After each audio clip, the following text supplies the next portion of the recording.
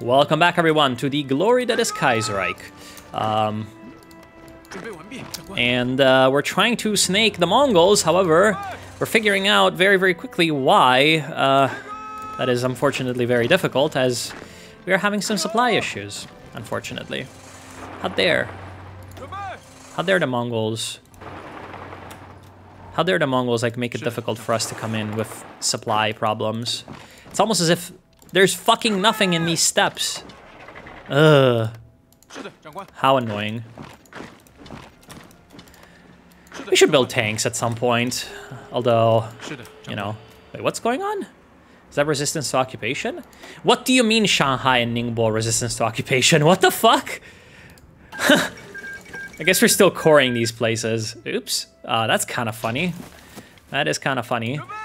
It's also kind of funny because as far as I know, the CCP didn't really, like, face resistance from Shanghai or anything like that. Which, you know, you might expect given that it's, like, the ultimate capitalist place in China, you know, is Shanghai.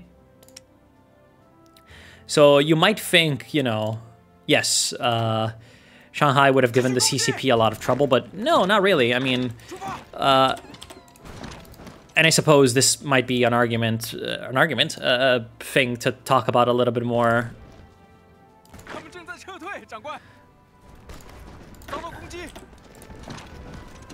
A thing to talk about a little bit more in these episodes is the CCP's sort of struggles to reunite the whole, you know, People's Republic of China after, you know, the end of the Civil War, because that's basically the situation that we are in, you know. Is the situation the CCP was in 1949. Although it's not exactly the same because, yes, we're still lacking Taiwan. We're still lacking. Haha, that's so funny. We're still lacking, as in we're lacking Taiwan. But yes, scavenge the Beiyang fleet, I suppose. We're still lacking Taiwan, but, you know, it's held by a foreign power right now and not by a domestic enemy. And, you know, the whole... There goes Tibet. Very good. Yeah. Annex you. Confirm an exit. Thank you, Korea, for helping. That is very much appreciated. Is there a front here? No, it isn't. There isn't. All right. Time to destroy the Kumul Khanate.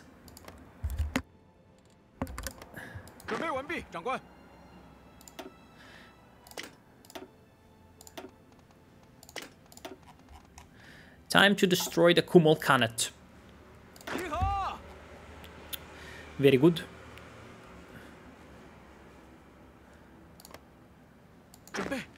Oh, there are railways. So please use the railways.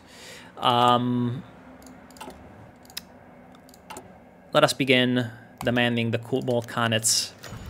Restore Greater Tibet, restore independent Tibet, annex the Tibetan lands. Yeah, we're gonna annex. We're gonna annex Tibet. That belongs to the PRC. Sorry, not the PRC, the ROC. Sorry, I forgot about that. Okay, come on, take bloody Ordos.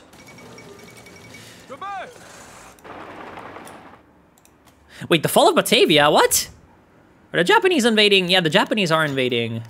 The Kumul Khanate demands autonomy. No, you're not getting autonomy. I'm reclaiming all of our lands, you know.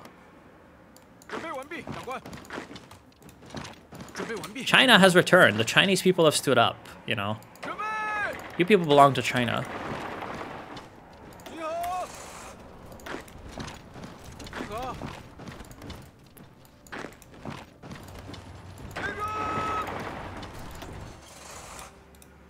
All right, and I think once we take Urga, the Mongols will be finished off. I don't see... Well, they stand defiant, obviously. That means they're gonna fucking die, fundamentally speaking.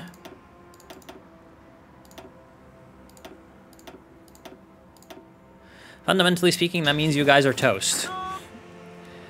Cannot wait for you guys to be fucked.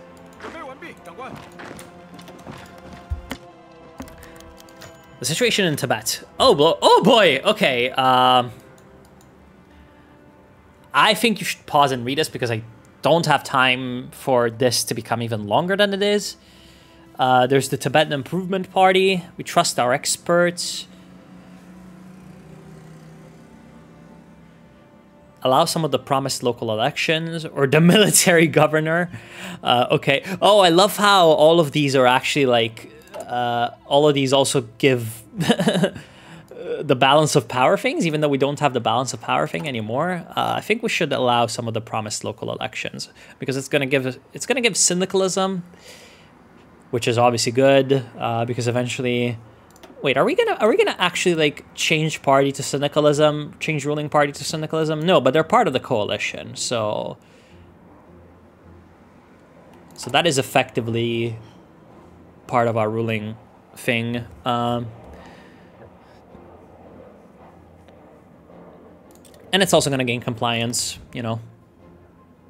That is basically what we want. We want more compliance, right? Yeah, the bloody Mongols are making it more difficult than it's supposed to, because, you know, they're the Mongols, and those guys don't fucking surrender easily. We all know that.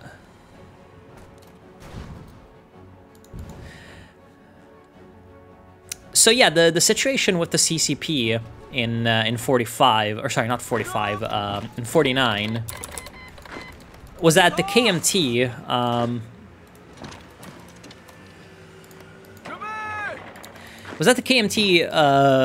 was sort of defeated so thoroughly that basically no one tried to oppose them really too hard. Because, again, you might expect that, like, for instance, Shanghai would oppose the CCP a lot more than it actually did. But, you know, they did not. In part, again, because the KMT's legitimacy had, like, completely evaporated, right, at that point.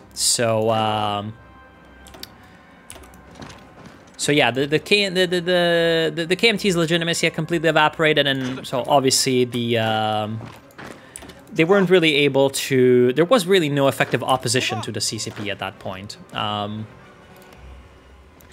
Although the threat that they did face was that the KMT was like sending in. God damn it! This is kind of annoying. Let's see if I can send one of these railguns up to Mongolia. No, I guess because we've only captured this bloody place. Oh, it's not connected. Oh. Should probably connect those railways. That's probably part of why I was having so many issues. Because these places ain't bloody connected. Interesting.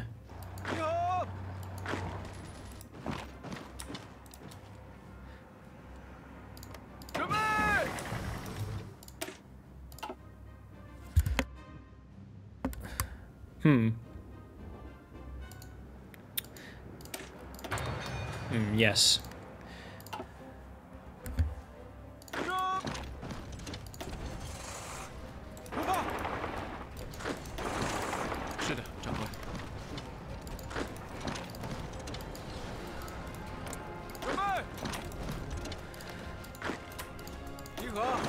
I suppose the issues for the Mongols is that even though we have no supply anywhere, we still have like 15 million more divisions than they do. Because we're China. And you shouldn't fight fucking China. That's pretty simple to me. I mean, the guys didn't get the memo though. Alright, let's wait until these guys have the plan bonus finished, and then we're gonna attack the Kumo Khanate and fucking finish this Kumo Khanate bullshit. And we'll have our glorious map. I mean, cannot wait for our glorious map to be enacted. Alright, we're gonna take Urga, and that's gonna be the end of the Mongols, right? Right? That's what the Chinese have always fought in history. Maybe this is gonna be the end of the Mongols. No, this is gonna be the end of the Mongols. It never was. But maybe this time it is, you know? Because, I mean, at this point in history, you do have the issue that, you know, you can't really have nomadic cavalry beat everyone anymore. And also, we have nuclear weapons. Yeah. Cannot wait to use those. Anyways, yeah, I was saying, like, with Shanghai, the main issue actually for the CCP was the fact that the Chiang Kai-shek was, like, bombing Shanghai, like, all over the place. Because, like, people kind of expected, like, oh yeah, 1949, the Chinese Civil War is over. that means there's no more fighting. But actually, I mean, and this might be a topic for a standalone video of its own at some point if I ever, you know, actually have like the time and energy to do it, is the sort of continuation of the Chinese Civil War after 1949, because it did not really end at 1949. You know, it can be argued that it ended much, much later, because for a while the KMT was still very actively fighting the CCP. And the CCP was very actively working to sort of invade the islands controlled by the KMT and clear out also all the pockets of KMT resistance in the mainland, which was mainly in the northwest. You know, the Makhlek basically was still loyal to the KMT, and they still fought pretty hard for a long time, you know, for a few years, the so-called Muslim rebellion or Muslim insurgency that, you know, the Western press was really like, I guess, bullish about the potential for that to sort of spread and have success. And they really, really loved saying, oh, these communists are certainly going to get destroyed by the glorious mujahideen of the Northwest or whatever. Which, you know, they never had a chance, but, you know, they still fought for a while. Mainly, really, in terms of significance, I would say, it wasn't even the main KMT forces on Taiwan under Chiang Kai-shek.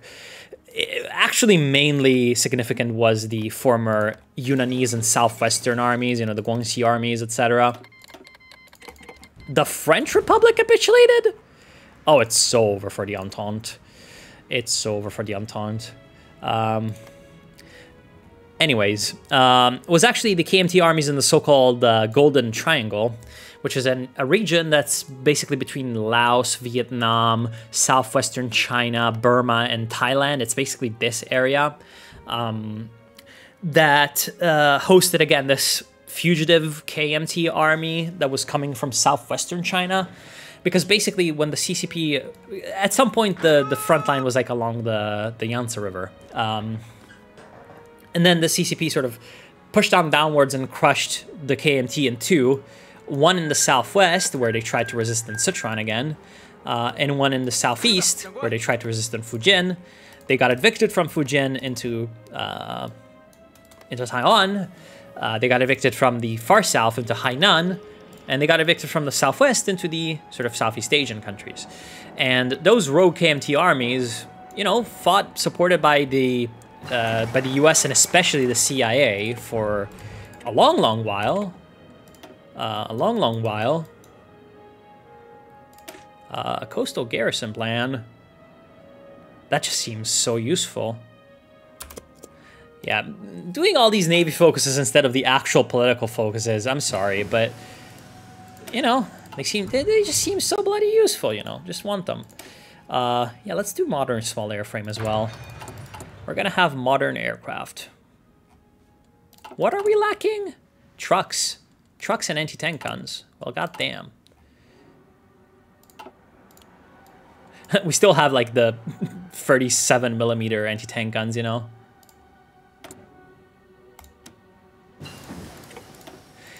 We are currently subsidizing more than the entire... Zhuang Minli, or he's Chinese. Oh, that's amazing. We're currently subsidizing more than the entire, like... more than the entire national economy of Malaya by just buying their rubber. That's amazing. I love it. Electric torpedo. Yes, we're gonna upgrade all the torpedoes. Because it's amazing. I love the torpedoes.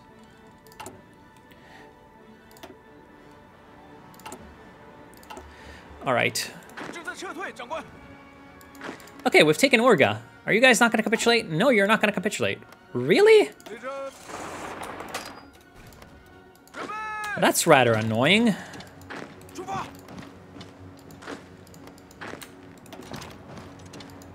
Well, actually, by taking Urga, though,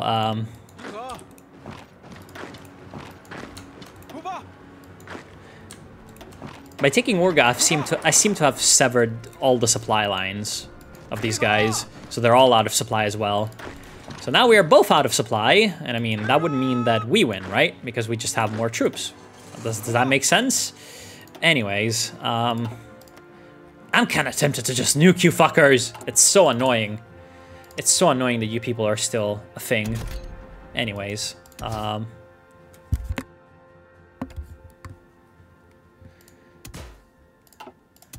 Let's do Chinese jet fighter. Actually, Chinese bomb blocks? Or small bomb bay.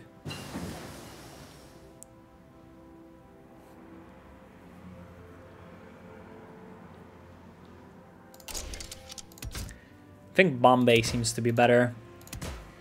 Anti-tank cannon.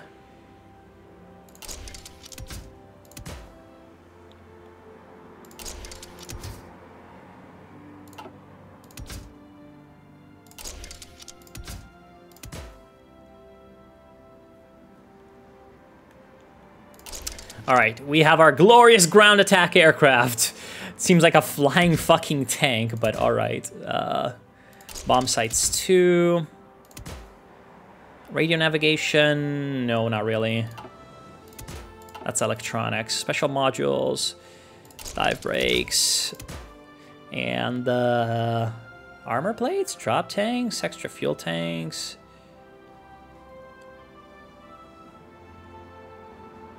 Yeah, we've just made an armored... We've just made the fucking craziest armored plane that has ever existed. Don't think we need any more train production for a while, to be honest. Let's just put the trains on 1. We don't need any more transport planes. We have 100. That's fine. I think we don't need as much anti-air as well. We don't need as much artillery as well. Really don't need as much infantry equipment, I would say. Do we? No. Okay, sorry, I actually paused the game. Anyways, so that's the KMT, just kind of, you know, doing derp in Southeast Asia, basically. I think we need to make our light batteries better. We need to make our mines better. We need to make our fire control better.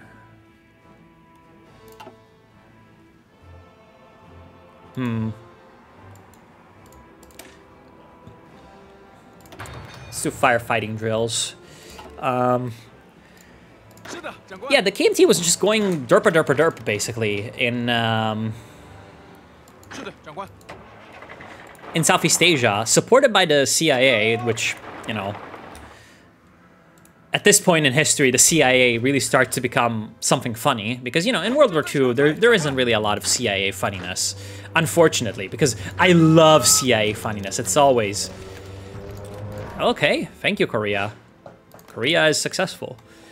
CIA is always funny, you know, but in World War II, they weren't being funny, because, you know, they were still OSS, they were still sort of hanging out, just being normal people. Where's the oil? We need more oil. We need more oil! Extract natural gas. Give me oil. Damn. Encourage frugality. Love it. Encourage frugality. Yeah, we should definitely do this Shanghai Arsenal. That actually gives us research bonuses for armor technology. That's amazing. Love it. Damn, we need so much political power to do everything. But yeah, we're about to get a bunch of radar stations, and that's amazing. We're going to get a bonus for radars as well. Commissioned the 6-year program. Dockyard construction speed for 365 days. That seems pretty good. And that's 4 naval dockyards. Oh my god, there's so many things that we can do to improve our navy. It's going to be amazing. Anyways, but we should probably, once we've done that, we should probably... oh, we need more than 75% war support. There goes Insulindia.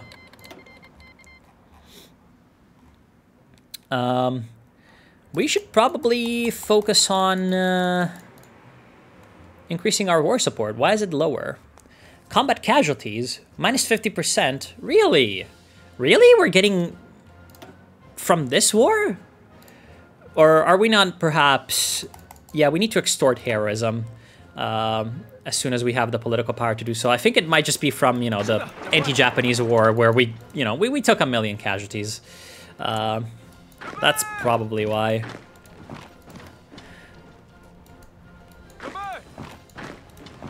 Alright, come on. Finish off the fucking... Finish off the Mongols. Let's go.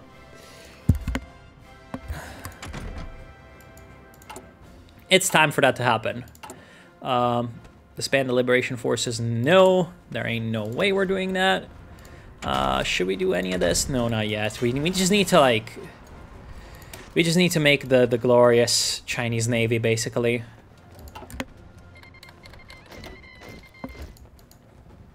Romania, you are stupid. You are made of stupid. Perhaps we should do medium batteries so that we can... so that we can focus on cruisers instead. Because I know the cruisers can be, like, ridiculously overpowered.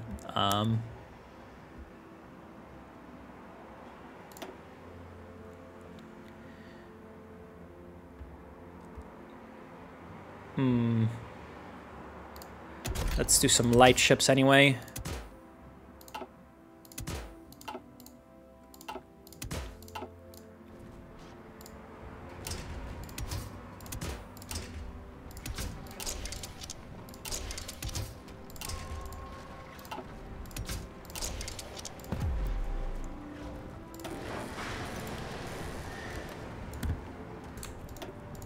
We're gonna build like 30 of these fucking mine ships so that we can mine lay everything, and the Japanese fleet is gonna sink itself. Hopefully.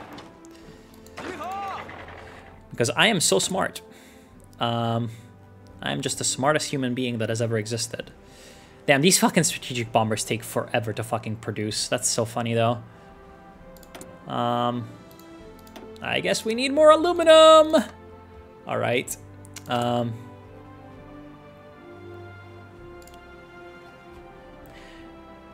More anti-tank, more trucks, less support equipment. All right, very good.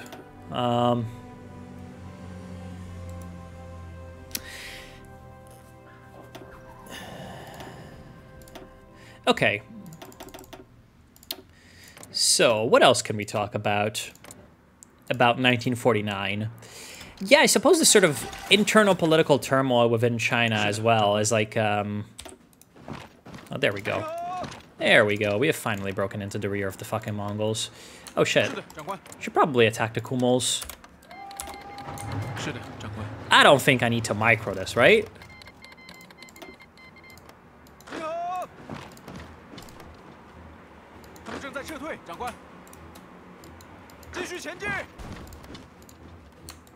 Really?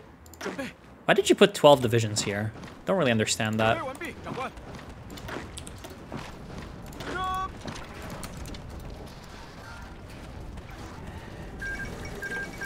Yeah, there goes Romania. I was thinking that was a little ridiculous because I saw them declare war on the... I saw them declare war on the bloody Bulgarian Socialist Republic, and I'm like, are you insane? Anyways, the only non-socialist states that are left in Europe are Montenegro and Serbia, which is, you know, very interesting for them, I'm sure. And, well, is that the whole of Africa pretty much part of the Internationale? Yeah, except the Portuguese parts, I suppose, and the fucking Republic of South Africa. Which... We're gonna fucking nuke South Africa. We could, right? And there's nothing against that, right? Anyways, yeah, why can we...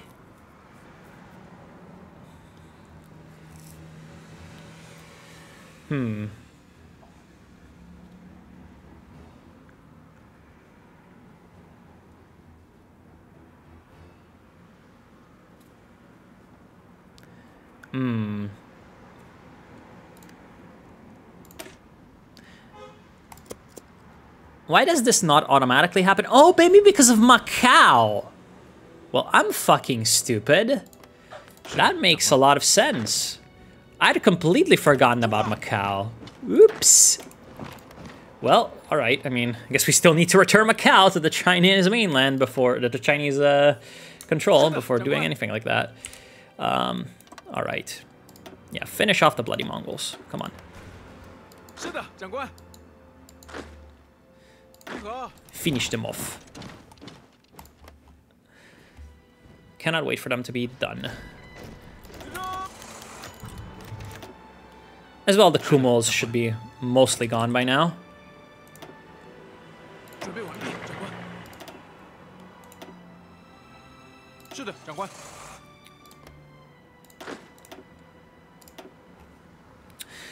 All right. So about 1949, basically, what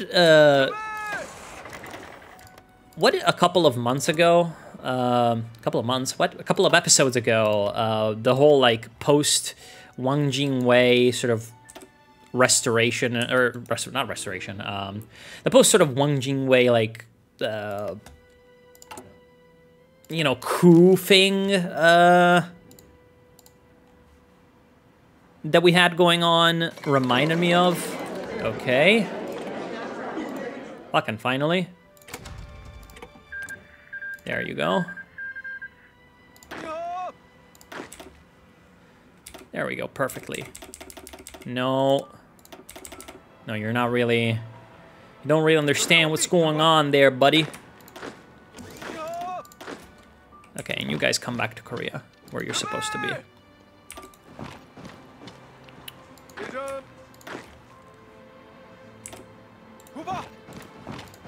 There we go. What the sort of post-Wang Jingwei power struggle, that's the word I was looking for, reminded me of was actually like the PRC in the late 1950s, early 1960s, when basically Mao was being upstaged by the, let's call them the liberals, even though that's not exactly correct. Basically the whole Liu Shaoqi, Deng Xiaoping type of clique. You know, a lot of people don't really realize this, but for a while, Mao was actually basically number 2 after Liu Shaoqi, who is a person that not many people have heard of, even though perhaps, you know, they should have when it comes to the history of the PRC. Yeah, fundamentally speaking, in that time period, you had that... In that time period, you had that, the... Oh, and I guess we've bypassed Strike Germany East Asia because it doesn't exist anymore, obviously. We cannot secure the southern seas, though, because we have not done these other things. All right. Let us at least get the war goal for liberating Taiwan. Defeat of Mongolia. I really hate losing the stability and war support, but... Yes, let's request the returns. Or liberate a loyal Mongolia. Mongolia, West Mongolia, and Tuva. Yeah, let's do the begonia leaf shape. There we go. Mongolian People's Republic is back. Obviously pro-Chinese. Portugal refuses to return the concessions. Well, I mean... We know what that means. I mean... Attack them. Like, seize it. Becomes the owner and controller... Oh, so... Oh, we just get it. So we don't even need to move troops there. We just get it, and... This may result in a war with Portugal. Well, you're fucked, Portugal. I mean, there's nothing you can do about this. There is pretty much nothing you can do. So, you're going to be fucked. We need more convoys as well. So yeah, the whole power struggle between Wang Jingwei and Song Qinling kind of reminded me of that, in that some of the language, most of the language that was meant in opposition to Mao was actually not that, you know, Mao is a dictator or anything like that. But that Mao had made mistakes. So actually, that's the difference with the power struggle of Song and Wang Jingwei. Because, yeah, obviously, you know, sort of... You know, saying like Mao is a dictator or something like that was not really in the interest of the rest of the CCP anyway, because, you know, Mao's prestige within the party was still a bit too high. And in fact, I'm pretty sure the only time that like that kind of language was ever adopted was actually by Lin Biao's son, back when they had their whole coup going on, sort of Operation 571, in the late stages of the Cultural Revolution. And it was called Operation 571, and this sparks a bunch of conspiracy theories in China, because 571 is Wu Qi, and you know, the Chinese language is a tonal language, and the same character or the same pronunciation for a character with a different tone can mean a lot of different things. It can be different characters. Sorry, not of the same character, of the same syllable, and it can be different characters. So you can have something that sounds the same but means different things. But can mean many different things. Does this make any sense? No, it does not, but I hope it does. Yeah,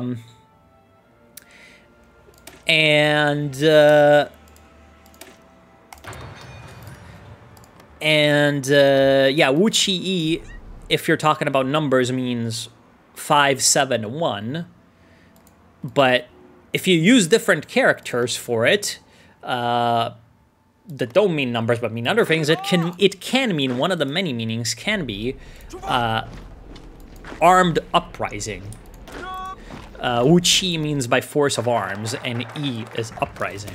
So get it? Basically, you know, Operation 571 means Operation Armed Uprising against the government. Yeah, I mean, which is why this causes like a shitload of conspiracy theories, because it's like, really, you're gonna call it armed uprising? Like, it's so obvious, you know. And obviously they got instantly discovered, and you know, they got discovered like pretty much instantly, and you know, yeah, crushed. But that was like that little clique. That was not Lin Biao. It was Lin Biao's son, and you know, young army officers, as you know, as it often is, was using the language of like Mao as a dictator. But this is like the 70s, you know. This is after, sorry, it's the early 70s. Yeah, late 60s, early 70s. This is after a lot of the Cultural Revolution. And the Cultural Revolution itself, a lot of people, you know, are like, oh my God, you know, Mao was paranoid or something. And so Mao was paranoid, or Mao was a madman and, you know, was trying to destroy Chinese culture or something like that. That is a complete misreading of the Chinese Cultural Revolution. But I suppose we're going to talk a little bit more about the Chinese Cultural Revolution, even though it has no, like, it has no bearing on the Kaiserreich that we're playing right now. There's no bearing on the kind of China that we have going on right now. Interestingly enough, basically the Chinese Cultural Revolution, we're going to talk more about it next time because I'm out of time. So I want to thank y'all for watching. Hope you enjoyed. I'll see you soon.